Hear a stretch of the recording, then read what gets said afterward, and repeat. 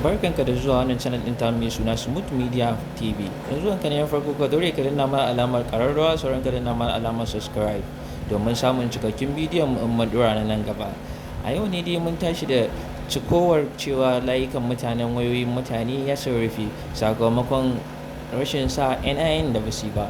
To hakan ya kaddamar da takaddama a cikin ƙasar nan tamu ta Najeriya, inda dubbannan ɗaruruwan mutane suke so layukansu su buɗe na kira domin su ringa kiran 'yan uwansu waɗanda ba sa kusa da su. To amma hakan ya ci tura, sai dai a yanzu ana nan ana ta samun ci gaba akan harkokin, inda muka tattauna da shugaban sadarwa Dr. Isa Ali Ibrahim Fantami. Sai dai ba mu samu damar kawo muku maganar ba a wannan karin, sai dai a bidiyon mu na gaba wanda zamu.